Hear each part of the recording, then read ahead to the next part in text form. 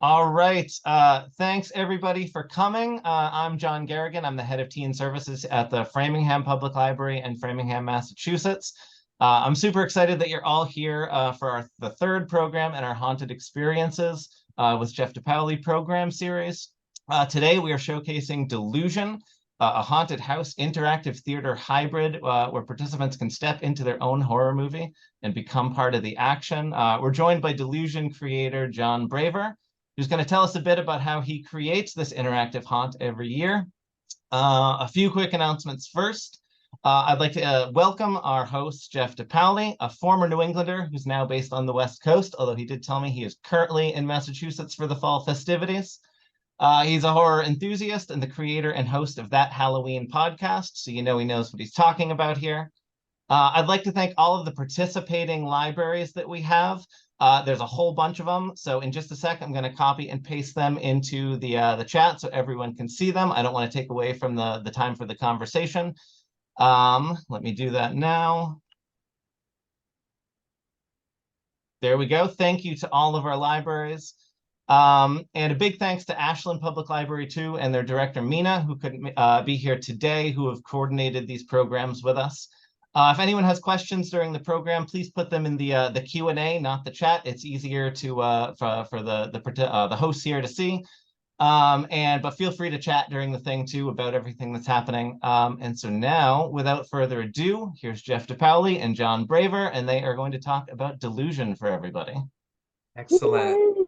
Thank you for the introduction, John Garrigan. And I will answer Deborah's question real quickly before we jump in. Do you do these webinars on haunted attractions regularly? This is the third in a four-part series. The first two are available on the library's YouTube channel. There will be one more next week that I'll talk about at the end of this. So yeah, and hopefully we'll be back for other events in the future. But Jon Braver, welcome, welcome, welcome. I am so happy to chat with you about Delusion. You know I'm a huge fan first, and I've had the great honor of chatting with you about it a bunch, but it's always a pleasure. So thanks for being here. Oh, thanks, man. It's always good to see you live and digitally.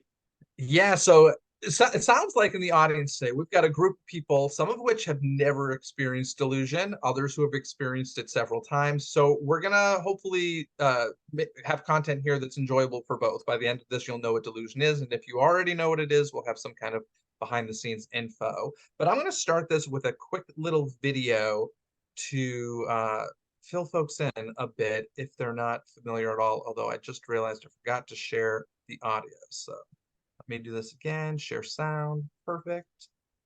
And here we go.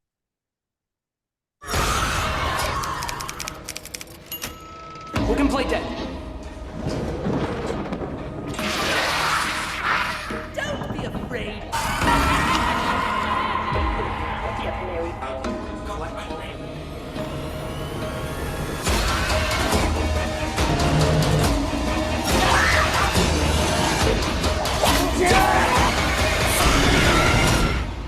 Stay still, stay quiet. Whoa. I want to go to that. That looks cool, man. Let's do it. I want to go. Let's go. Genius some genius must have created that. Awesome. We should get him on. So, Jon, Delusion started back in 2011. That was a video of this year's show, Nocturnes and Nightmares. Can you list all of the shows since 2011? Can you do it off the top of your head? Oh, yeah. I mean, original Delusion, Delusion the Blood Rite, Mask Mortality, Lies Within, His Crimson Queen, Blue Blade, Reaper's Remorse, Valley of Hollows, and now Nocturnes and Nightmares. That's right. This one. God, nope, you got them. And folks, did you miss one? No, I don't think I did. No, I don't think you did either. So what I'll say is you may have done the math there, 2011 to 2023. That doesn't add up to all those years. That's because there were gaps. And I will tell you, as a delusional fan, you know, those years of no shows were really, really aggravating. I know those were the dark times. It really was, and I know that it's a tough show to pull off, so I totally get it from a production standpoint. But I mean, Delusion has a diehard fan base. You must hear that all the time, like in the interaction you have with guests. Yeah, no, it's I've seen it grow from the very beginning, even from the early days in Chicago that we'll get into. But it's been something that I wanted to kind of experience something like this for a long time, and to see fans. I mean, I'm one of them, so I write it as if I'm one of them, and that's the whole thing about playing your part. And it's such an awesome passion project that I wish everybody here. I'm seeing a lot of people from different states and people that haven't experienced it. I hope you can still come. We're closing November 19th. So yeah, it's been an incredible ride. An incredible ride. And you kind of grew up in the New England area. Is that correct? Was it Vermont?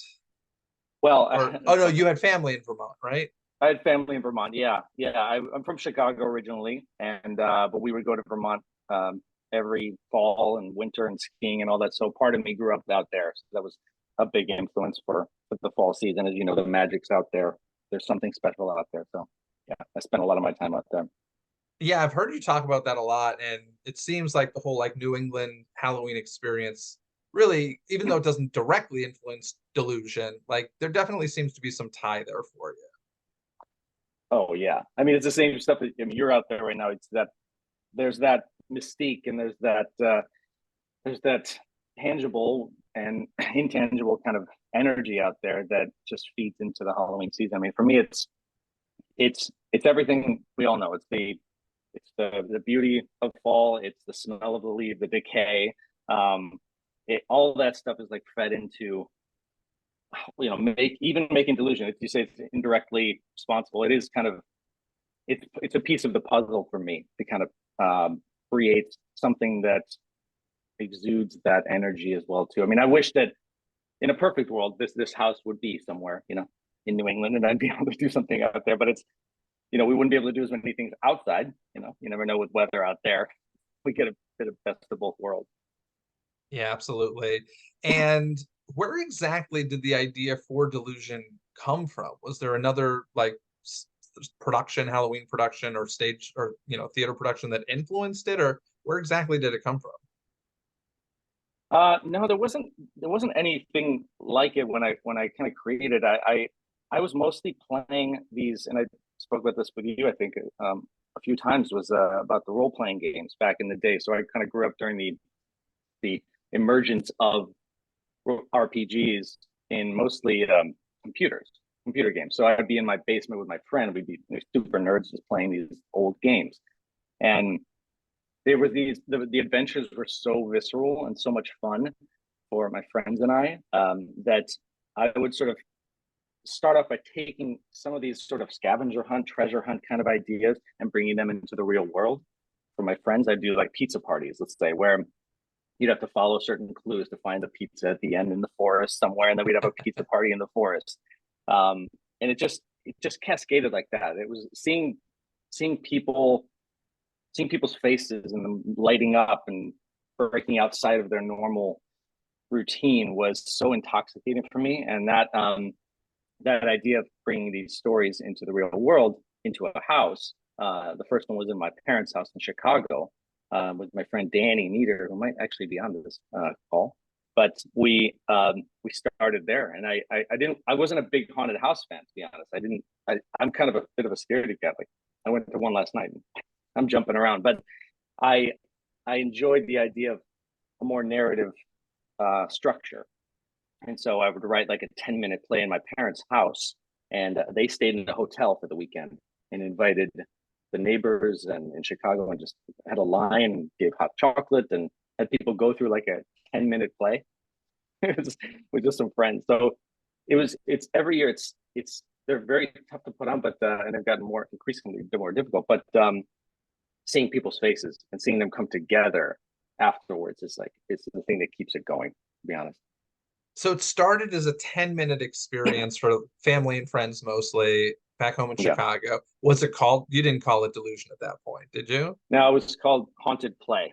So Haunted Play. Back, that makes so much sense. Your website, I remember for a long time, was hauntedplay.com. Hauntedplay.com, yeah. Does it still redirect to enterdelusion.com? I think somebody else bought it. I'm trying to buy delusion.com too. Somebody's holding on to that for like $15,000. If you're on this call, please just give it to me. Just give it to him, for gosh sakes. The man's done enough work. Give it to him. No, I you know, so incredibly good. And let's see. So year one, 2011. Can you, if you can think back on that year, what was the biggest challenge to pulling this thing off? I think like I'm not a theater guy. I've never really been that. I've been more in film, and I work in film and television since I moved to LA in 1998. And I think the most difficult part was, well, beyond the boring part about permits in Los Angeles. Let's put that aside. That's not fun. It's sort of bringing the cinematic nature of the work that I was doing into the live realm and trying to convey that vision to the team and finding the right people to pull that off, because building theater is different than building a film. The sustainability of what we're doing, because we're repeating shows every 10, 15 minutes. And just for those who have never been there, the show, it's an hour-long play usually, and it's 10 people every 10 minutes. So you're doing like 30 shows a night. So it was the idea of bringing the vision into the real world, and along with sound design. So sound design is a big aspect of it too. So it's really like living inside of a horror, mystery, suspense film. And that was the hardest part. So finding the right people to pull into this world. You know, I rented a mansion like this in the West Adams district of LA. It was an old mansion, and I thought that was perfect. But it's sort of placing the audience. I place them in positions where they're like their camera, and so try to get them in the best position and try to hide the speakers as best I can to make sure that they hear the sound design properly. It's live. You're basically making a movie every single night. Live sound design, live actors. It's incredible. So I found the right team to do that, and we just sort of built that up over the years.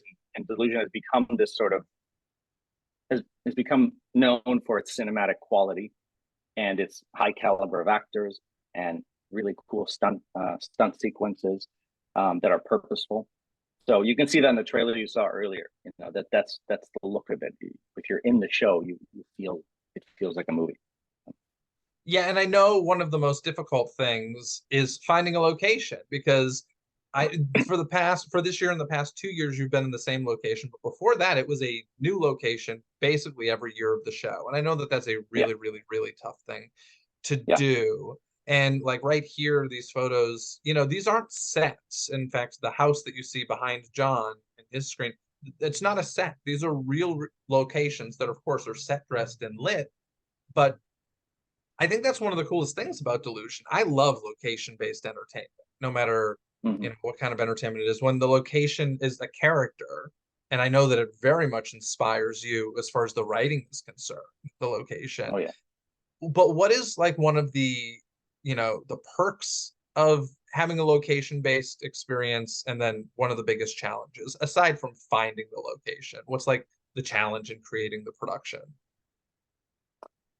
I mean, one of the perks is they are literal treasure hunts. Each one of these scouts of ours. So finding this place, finding 2 mansions in Pomona was incredible. The perks are bringing to life these places that would otherwise be more dormant, and having people who've never experienced or never seen these type of properties live inside them for a little bit. So that's been incredible. For the challenges, like these are interesting, eclectic owners, I will say, of these type of places. So it becomes a bit of a difficult, you know, negotiation sometimes to get to do what we want to do. And funny thing is like we like the decrepit look of things, and the perk is also the downside of some of these places are a bit, you know, they need some love. So we'll put as much work in as we can, but some of them are historic landmarks, so you can't do certain things. You know, so people love, you know, the creak of the stairs and the smell of the old wood and all that. But there comes a bit of a price to pay with that. You know, it's people come to expect that with a Delusion production. So, you know, I always think in my mind, it gets a little bit scary when I think, oh, you know, we want to build something, let's say in a stage, in a movie stage or something like that. Then, you know, are people they're gonna miss these kind of things, and so will I. But we'll cross that bridge when we get there. You did kind of attempt that with Blue Blade, right? Where it was kind of more of an open space, and it was like built a jungle and stuff. And it Oh did yeah, stray from the formula a little bit there, but guess what? We're back yes. to the formula. So something Yeah, that was something was missing there, I think, perhaps. But yeah, I mean, I love the location-based stuff. It's so good. And I want to share with you a quick story. I don't know if I've ever told you this, but my first experience with Delusion was either the first or second year. I can never remember, but I just remember walking into the mansion and standing in the entryway. And there was this character, and this is, by the way, going in blind, not knowing that there was like a very stunt heavy show or anything like that. And there's this character like creeping down the staircase, like kind of hugging the railing. And there's this musical cue that just went like boom. And in that moment, this actor flew up in the air and just disappeared. And I was just like, like my jaw hit the floor. And that was the moment where I was like, I am hooked on whatever this is. And I'm in 100%. Like, it was just such an amazing opening moment. Yeah. Which show was that? First or second? That was the first year. That was the very Okay. first year, 2011 Delusion. That was the moment that, it's funny you say that because I hear that a lot. That was the moment that were all in on that. And that was what we were trying to do. And that was actually the moment that I remember Neil Patrick Harris, he produced the second show with me. That was his moment. That was his exact story. Once that person was crawling down the stairs, left up on that musical cue, which you remember very well. He's like, I'm all in on this. And the funny thing is, it's like, that's, again, going back to that word purposeful stunts. That was my background. I was stunt coordinating and acting and performing stunts, but it wasn't like a stunt show. It's not supposed to be a stunt show. It's story first, and then you have these really cool stunts. But people were like, that first year, that second year were pretty stunt heavy, so it became like known as, I want to see a lot of those stunts. And those are tough to pull off for sure. The repetitive nature of them is really tough. Yeah, and I just remember it being lit so beautifully that like you didn't see any wires or anything. Listen, when you go see live theater, you're going to see Peter Pan, you see the wires, you suspend your disbelief, Yeah, exactly. It doesn't matter. But in this case of this first moment of my experience of Delusion, like you didn't see those wires at all in that specific scene. And it was truly shocking. And yeah, I love you that know, other people had that reaction. Yeah. That's a fun moment actually, because you have to light that really well. You got to make sure the background paint is proper, you know, to hide it. It's tough. Yeah. Tough to pull off, but it's wonderful when it does. Now, through the years, as we said, there've been a bunch of different Delusion stories, and you've kind of created a Delusion universe, of which has kind of come to a culmination this year. Was that always the intention? Or, I mean, everything's a universe these days, but were you really thinking that from the early days? So this is funny. It's fun to say, but it's Delusion is everything in your life, right, is a means towards something else. And everything kind of progresses in a way that sometimes you purposefully do work towards, or things just fall into you. For me, it's the Delusion world, as wonderful it is the means to making films and television.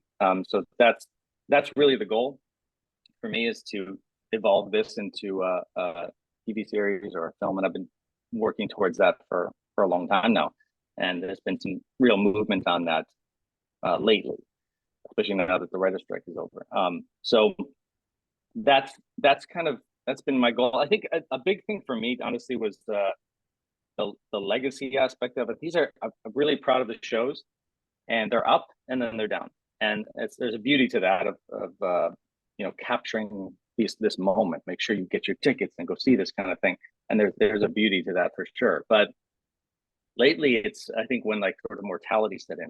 My mom died in 2015, and after that, it was mostly like, with my daughter, I want her to be able to see her dad's stuff. She can go back and look at movies I've done, which is great, but I want her to see like a Delusion. I want her to have a Delusion movie she can show her friends, or a TV series, so that there's more of a longer lasting film, the legacy. So that's a big part of the motivation to do this, is to get there. But in the meantime, I'm having a hell of a lot of fun with this stuff, and thrusting people into this. And we're having moments where this seems to be changing some people's lives. I mean, they're meeting their loved ones. They're coming back the following year with their Delusion baby. Look, I met this person last year and I have a little baby. Like, that's happened, and it's it's just so cool to see that people coming together from Delusion. It's special, very special. That is super cool. And yeah, the fragility of live entertainment, right? Like that's what it's all about. No show is ever the same. And I don't know about you, but sometimes when I have a really amazing live experience, I don't want to repeat it. I don't want to go back because I'm like, it's never going to be that same experience again. And when you Right. try to recreate it, it's just often disappointing. But go see Delusional many times. I'm not saying that, or Yes, Delusion rather, yes. many times. I keep saying delusional because I call Well, that's myself a delusional, which is I like the know. name you call yourselves, right? Yes, delusionals, exactly. Yeah. But you're right, it's special. It's funny. On a real quick side note, that's the idea of it comes up and it goes down. And you have to capture that moment. It's like you don't want it to. It's kind of like I used to say about Chicago pizza, where I'm from. There are people who are saying, "Let's get Chicago pizza out here." Like, no, that it would be special. It's not special if you have it all the time. Yeah. I will say I would love to see the stories of Delusion through the years and like, a novelization. Just I Yeah, would love to have it all in place personally. But yeah, speaking of novel, I guess, can you talk about the writing process a bit for Delusion? right. So the most difficult part, as you were asking Because earlier, you what is the write most it, right? difficult? Like it's Yeah, you. Yeah. yeah. I write it here on this computer, and they're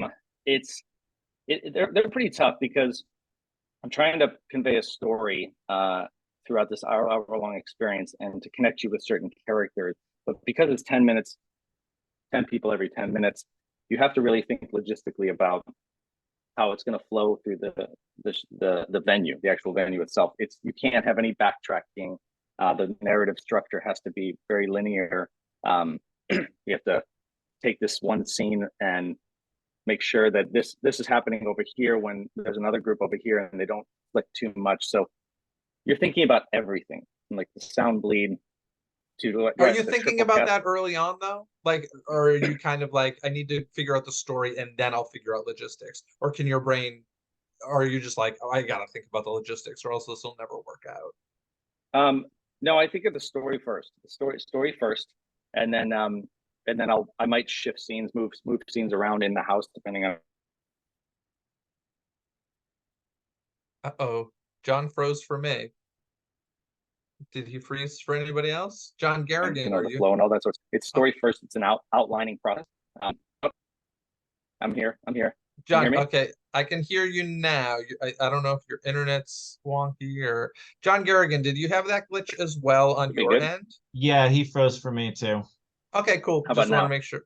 You're good now. I just wanted to make sure it Okay. wasn't just on my end and people are Yeah. confused about what's going on. Sorry. So you were saying your story first, and then you'll kind of shift things the if the location Yeah. requires it.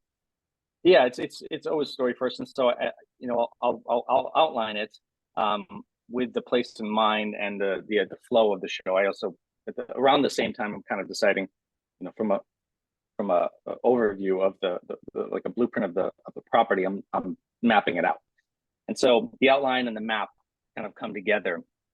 The story for me is of paramount importance, and that process. I can't help but think of all the other things I have to do. Also, like resets of props. Somebody's carrying something from one thing to another. How many, crew members do I have to bring it back? So there's a lot going on in my head. That's why this year's show is about this missing author and who's created the Delusion series and gone completely mad. And it is definitely a metaphor of like for the writing process that I go through for this. That's why, going back to what you said, Jeff, about having like a novelized version of it. I do want to write a book. I think that would be incredibly freeing. I think I need to practice that because I'd probably, as I'm writing a book, I'd probably still be thinking about logistics and some like I have to remove myself from that. But it's a lot of it, like this year, I know a lot of people here have been to the show. I don't We've done sometimes direct sequels, but everything has to be relatively standalone. You have to be able to write this for both delusionals and newbies. And I think this year is a good example of that. As I've made sure to talk to a lot of newbies and to see if they were able to follow along. the story and be as captivated as a Delusional would, and it seems to have worked out very well. Very cool.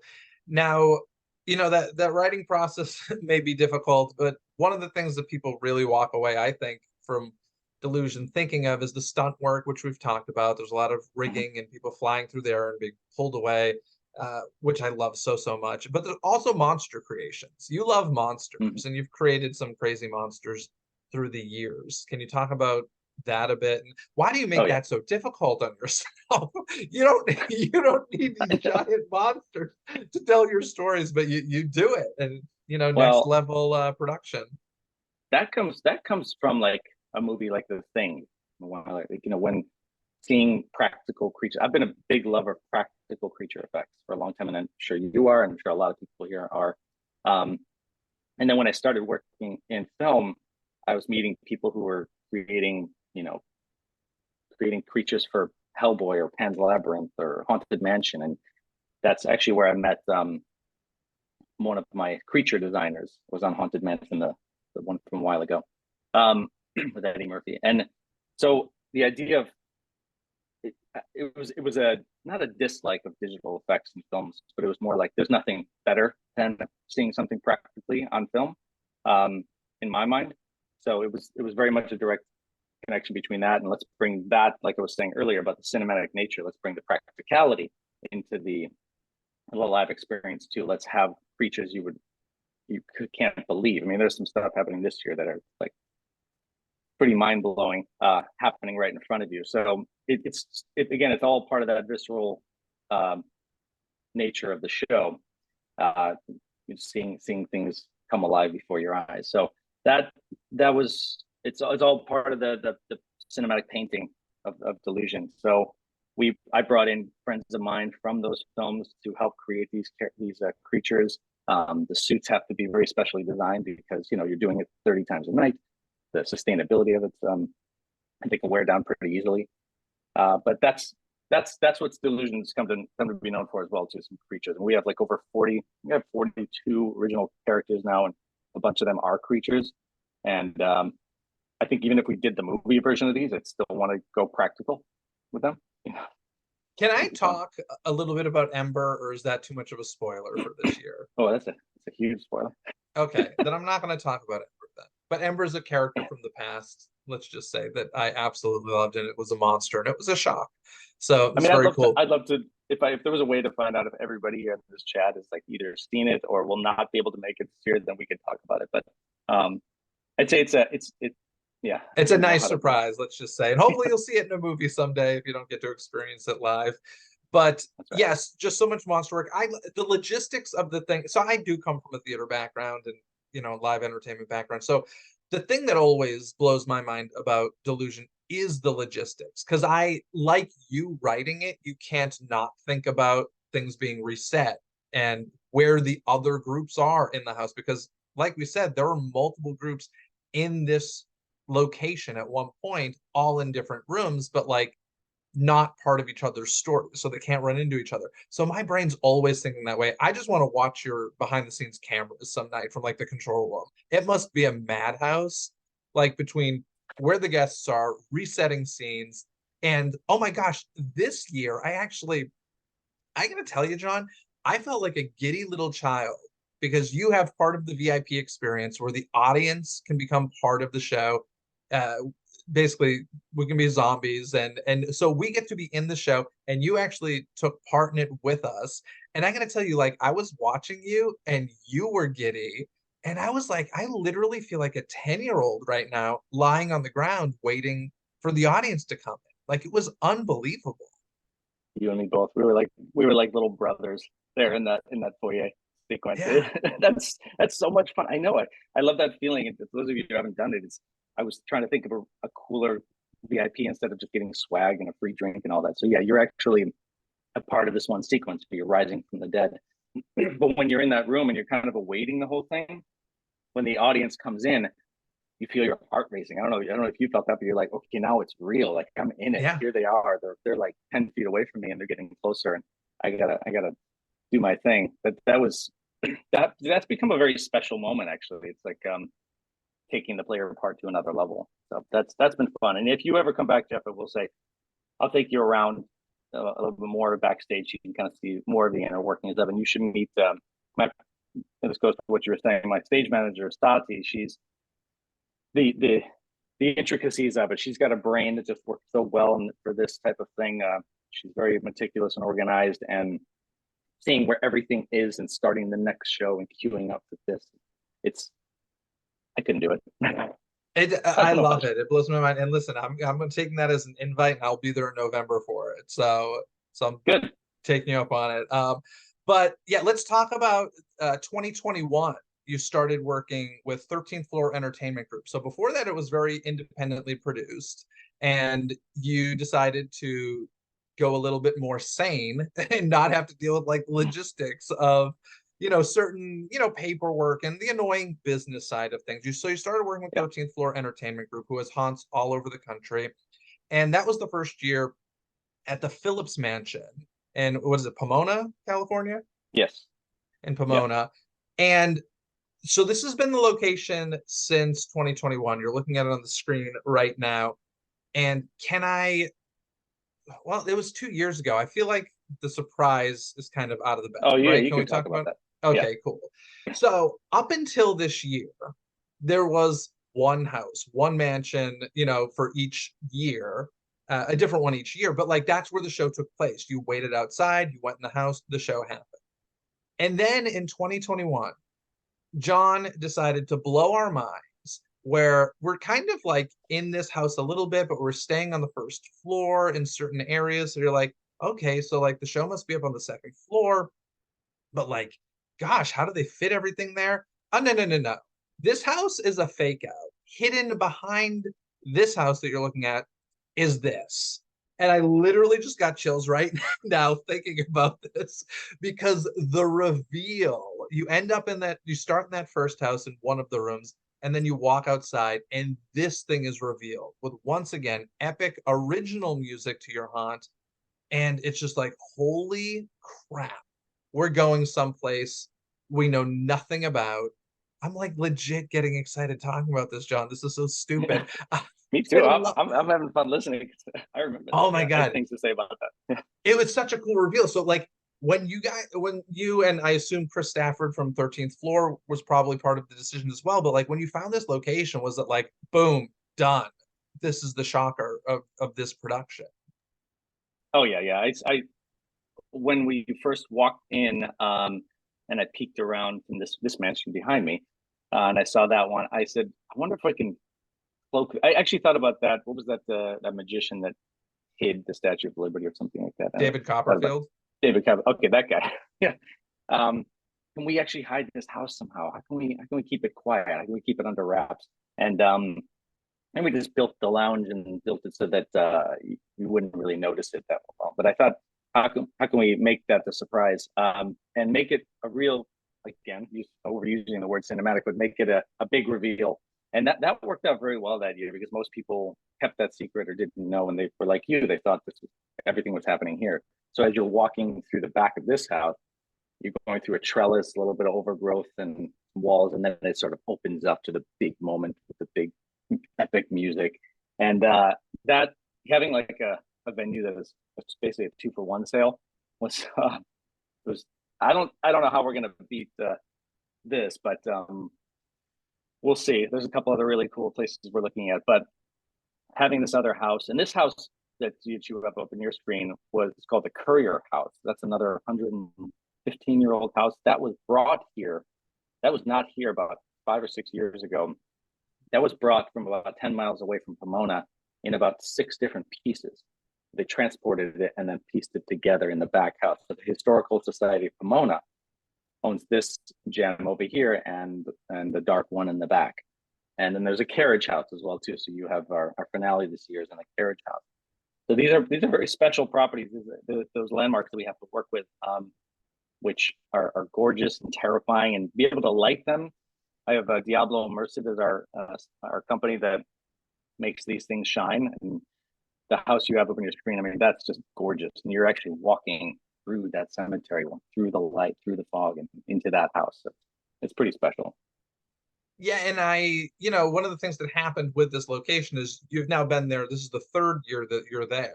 And I will admit, Yeah. when I heard you were returning, that was not the norm for Delusion. And I did think to myself, I was like, well, if you went last year, that reveal is no longer a secret. How are they gonna change things up? And I've told you before, but like one of the things I've been most impressed with this location is how you've used it so incredibly differently for all 3 years. Oh, well, Oh, no, I appreciate that. That was a big part of the writing process too, was like, how now we're here for 3 years, how do we change this up? What's the path going to look like? And that was a really fun part of the writing process, was how do we make people who've been here before feel like they're in a new place? And I think for the last 3 years, yes, there's going to be some things that you've experienced in previous years, but the flow of it's very different. The way it starts is very different. How it ends is very different. So it will absolutely feel new and fresh to people who've been here for the last 2 years. yeah, so great. Let's talk about some of the characters in the show, because obviously you've created Yes. a ton of characters. Who are we looking at right now on the screen? Got a vampire. So in the upper left is the vampire bride. That's Sydney, is a spectacular actress who's the vampire bride's from His Crimson Queen, the 2016 show. So we referenced that show in the beginning, and there's a pretty wicked action sequence with her that I won't spoil too much. It's a very, very cool stunt that's happening. So she's coming after you as an audience member. And then on the lower right is incredible actor Scott Roberts, who's playing Stanfeld, who's sort of a double agent from the show Blue Blade, which is like my love letter to Indiana Jones. He's a conniving character who's built a fragile alliance with the audience. And you meet him in a very cool sequence in occupied France, 1942, and he comes back to life in a very, very cool way right in front of your eyes. And so that's those are references from past shows. But again, if you've never been to them, you'll still be swallowed into them, into their captivity. Yeah, this scene here, was this a new character or was he a returning character? So that's a different take on the Alchemist from the Lies Within story in 2014. Okay. So that's the Alchemist, and then he's captured Ruth from the same story, Lies Within. So it's kind of cool to, like you were talking about earlier with the universe, taking these characters, putting them in new sequences, and totally fresh new moments for the audience. And so he's captured her, and you as the audience have to free her in a very cool way. One thing we really haven't touched upon, you kind of mentioned it in the early days of, finding a pizza in the woods and stuff, but like there is a ton. Pizza sounds gross. Yeah. Well, there's a ton of audience interaction. Like there are missions that we need to go on, and sometimes one member of the audience. And what's the biggest group that'll go through? Is it 10, 12? 12 at the most, 12, yeah. Okay. So there's pretty small groups going through each time. And, you will get separated from your party for a moment. I remember one year, this actually legit scared me. And I don't get scared at haunted house experiences. But whenever people are like, oh, is it scary? I'm like, I'm the worst person to ask. I just I'm not a jump scare kind of guy. But yeah, you legit scared me. This one year, I think we're like in a basement in a long, dark hallway. And the only way to light that hallway was to spin kind of like an old pencil sharpener thing, but it was creating electricity so that the lights would flicker. And so me as the audience member was tasked with spinning that thing so that the rest of the audience, the characters, could get through. But guess what? Then I'm at the end of this long, dark hallway with nobody to spin it for me. And I had to like catch up with the audience. And I was like, oh crap. Like exactly. I was legit scared. That was a fun effect. That's one of my favorite. I love that moment. That was 2016, His Crimson Queen. Writing that, I remember very much writing that moment. I was like, the person who's going to be cranking that light, that practical light that you see the light, flickering in the distance, and the rest of them have to go. The idea of you having to let go of that and then work your way to the group as the light's dimming, you're trying to meet up with them, was a very cool and very terrifying moment for people. I'm glad you were the person to do that. Yeah, and sometimes I actually wonder if you're in the control room when I'm going through, because like I've been given Manny Maybe. several times, and I was like, I have a feeling somebody's telling them to pick me. But yeah, there's so much for the audience to do. It's so much fun. Has there ever been a moment? Because I will say there was one moment I was not selected, thank God. But if I were selected, I would have like full stopped the show and been like, "You're not getting me in that coffin. You put an audience member in a Hmm. coffin." One of the years, and I was just like, that's my breaking point. I will not go with this. I'm sure I'm not the only person to have experiences like that where they're just like, I'm not going with this. How many backup plans do you have? I know your actors are great at improvising and stalling or speeding things up, but like, has there been ever been like a nightmare scenario where you're just like, oh God, what are we gonna do here? Well, I'm like you. I wouldn't be putting that coffin either, but I'm happy to write it. I think it goes back to what you said. We hire some of the best actors in the business, and they have a lot of freedom to change things up if they need to. It's not hard for them to kind of see if somebody is freaking out about something. They'll pull them away from the coffin and put somebody else in. So they do have they do have a lot of flexibility there to play. So yeah, we haven't had. I mean, I have some crazy stories, but like we haven't had situations too much where people are freaking out so much that we have to stop the show or anything like that. We've gotten pretty good about going with the flow. We always have everybody's being watched. We have cameras everywhere, and we can slip in and pull somebody out if they're too scared. But honestly, and I think this is a good general note about Delusion. It's not, if you're going in thinking that you're going to be scared all the time and that it's a terrifying experience, that is absolutely not the case. It is, yes, it is eerie, yes, it is scary, but that is not what I'm trying to write. I'm not trying to write jump scares and all that. These are, think of it more like The Shining or The Omen. They're slow burns. They're, well, not so slow, but that's what it's about. It's just about a rich, captivating, mysterious story. Yes, in the horror realm, but not about scaring you to death. So Yeah. that said, it's not an extreme haunted house. It's not even close to that. So we don't have situations where like safety words, and we do have safety for the actors because it's an interactive show. People do get handsy and they do things they're not supposed to do all the time, and we reprimand them, slap on the wrist. But for the most part, it's not about. I mean, the claustrophobia thing that's happened, people, and then we have to pull somebody out. That's fine. Stuff like that, but you never know what's gonna set somebody off. We're always monitoring. Yeah, I should say it's really a beautiful experience. And I know for a long time it seemed like you hated being compared to haunted houses, because you're right, it's not a haunted house. And you're like, this is not a haunted house. Like you would say it over and over again, but it's like, well, John, you come around every September and October. So like you sound like Rick West.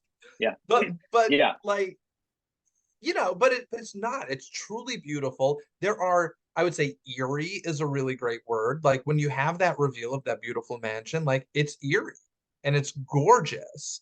The scares are, I don't want to say few and far between, but that's not the focus or the point of it. It really is storytelling and just cinematic beauty. And it does it just so well. I mean, I can't stop talking about this thing. It's so good. Well, that's why we're here. This is a talk on Delusion. So go ahead. That's true. I'll keep going. What's it been like? I can't stop talking about the topic.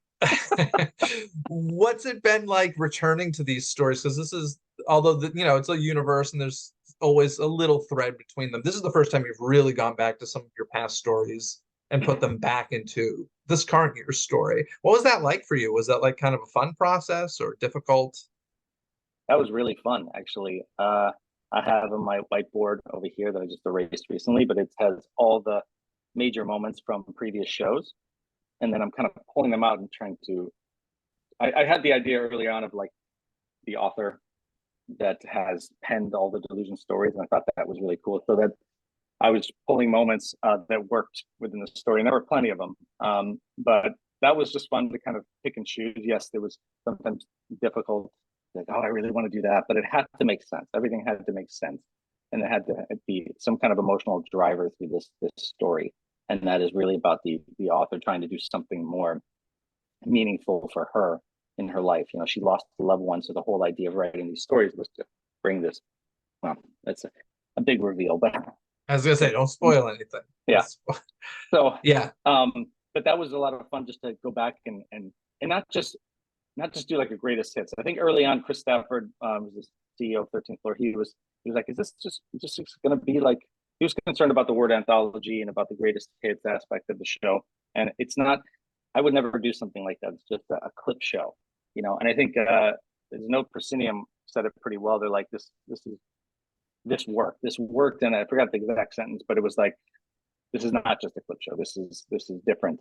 This worked on many different levels. So that was fun to like I said earlier about this character you're seeing up on the screen, Ruth and Alchemist, like bring them into different sequences to further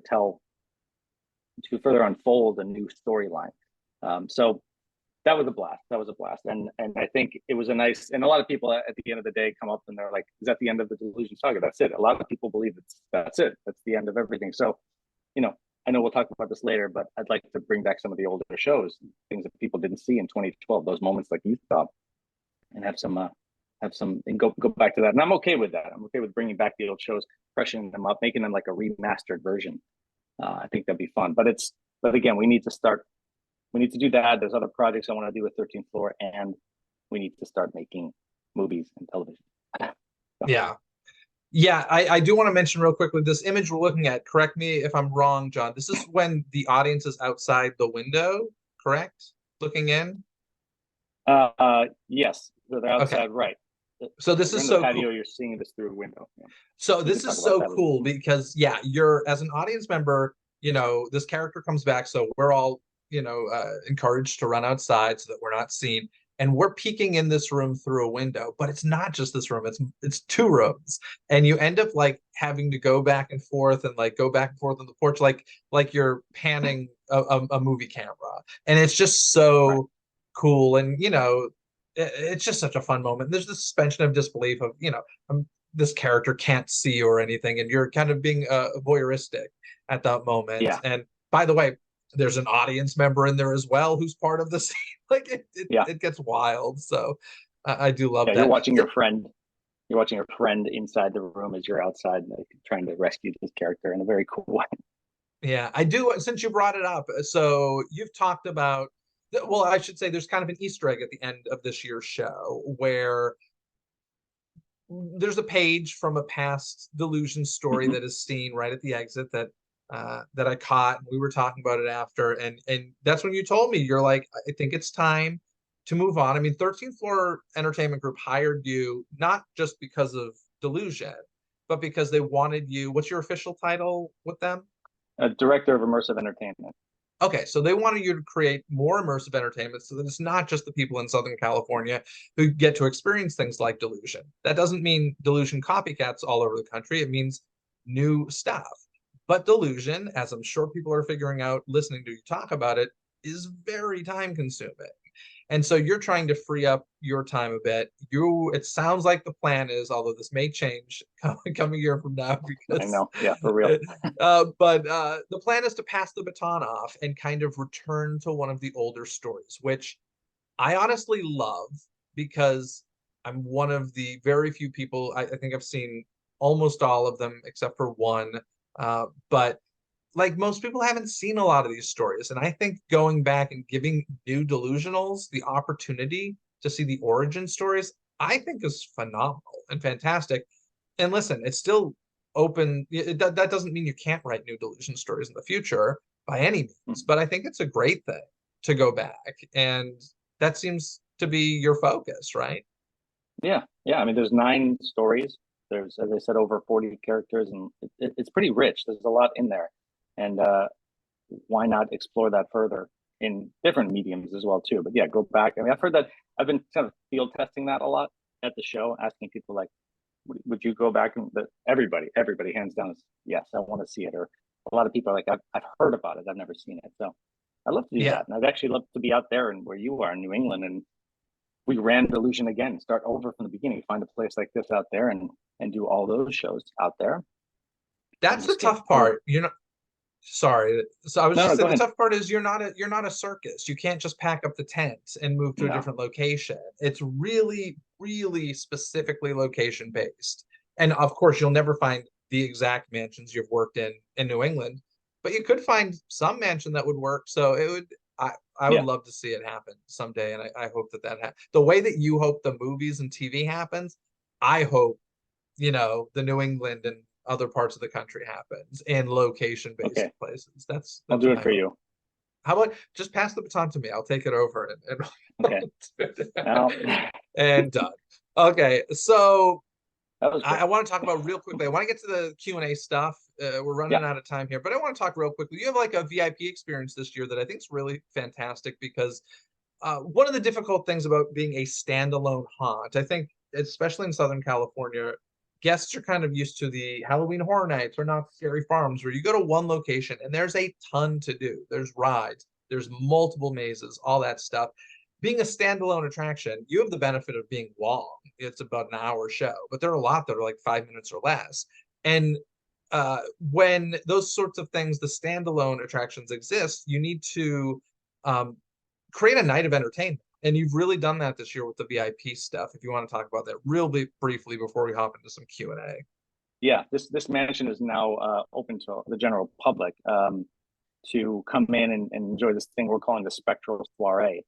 So you have there's 4 different characters that are roaming within this mansion that are holding secrets to the story as well too.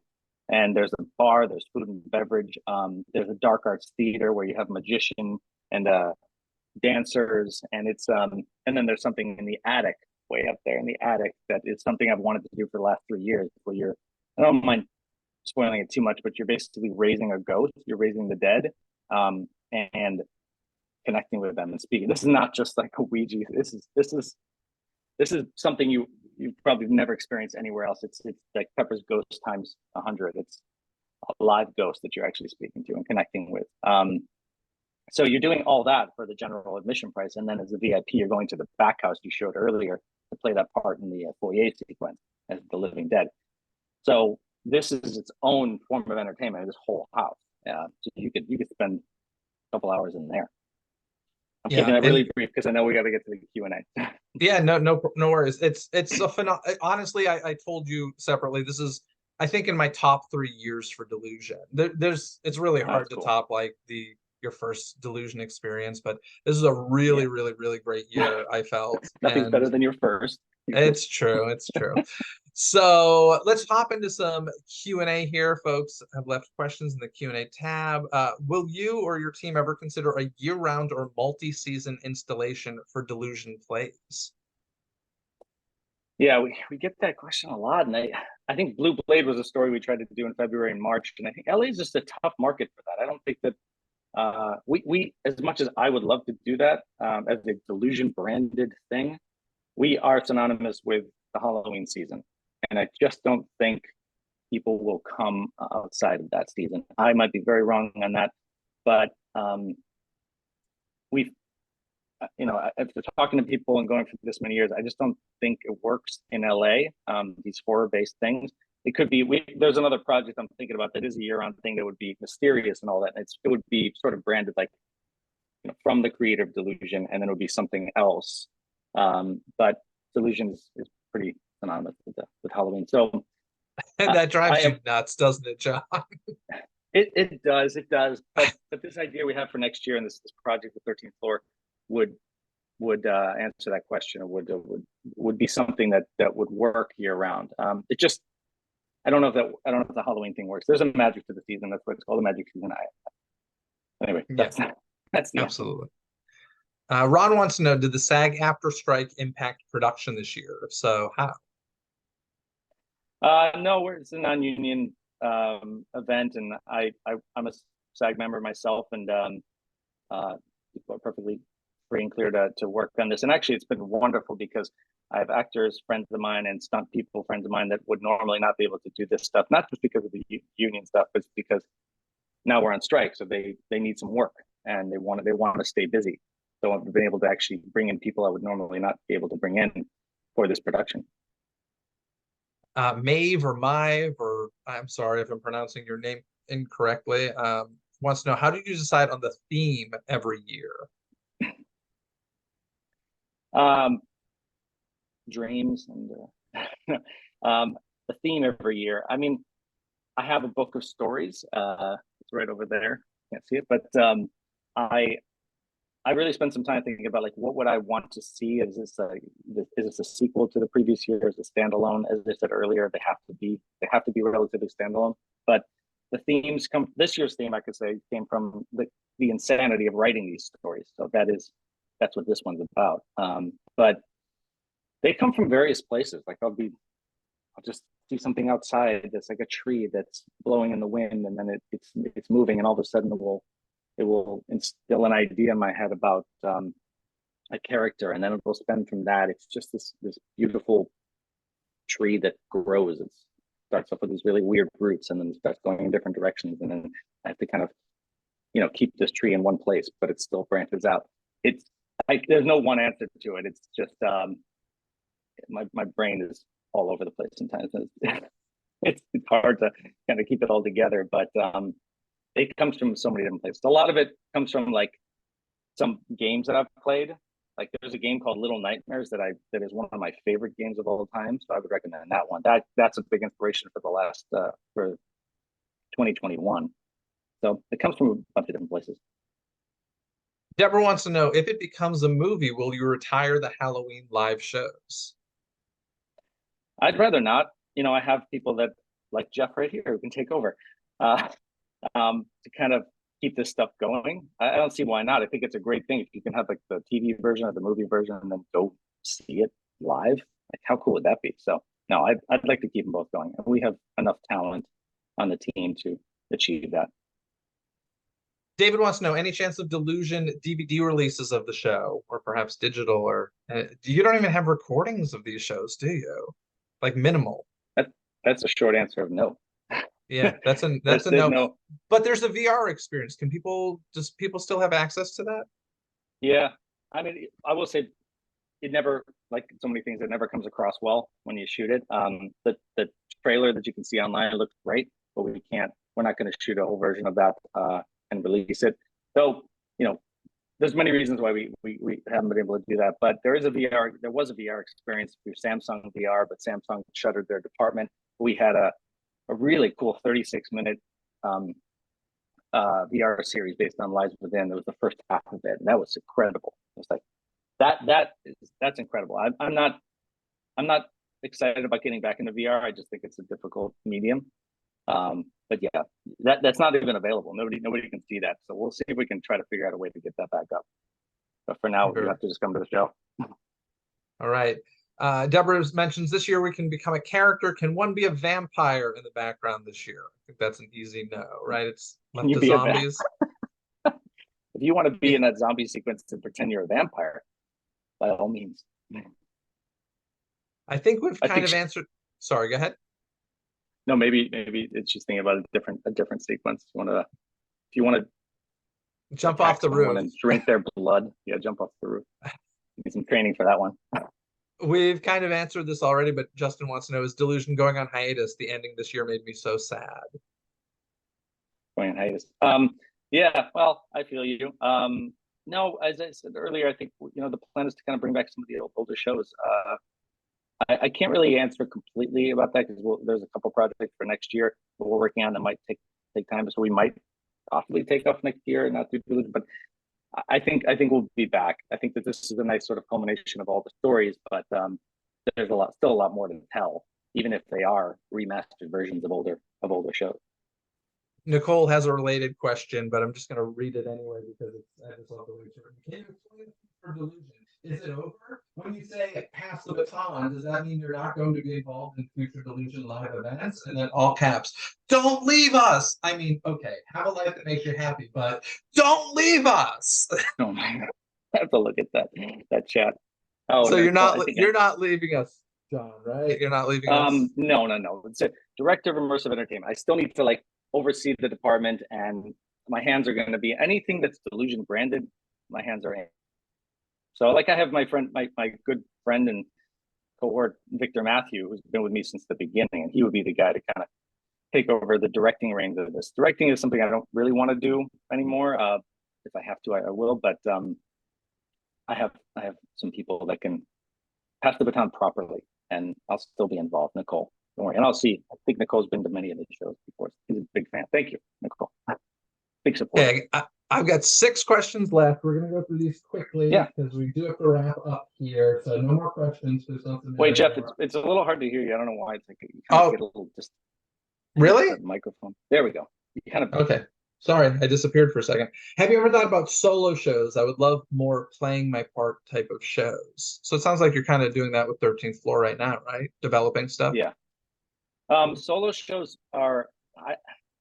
Short answer is I feel like those are more of a hobby than an industry. It's very hard to make those work financially. I know that's not a romantic way to put it, but like, can we do little spin-off things with more intimate stuff? Yeah, and I have an idea for one of those, but it's not. I don't want to spend too much time focusing on that. If we did one, it'd be pretty cool. I have one in mind, but they don't. There's just so much other stuff we need to work on. That's a tough one to pull off.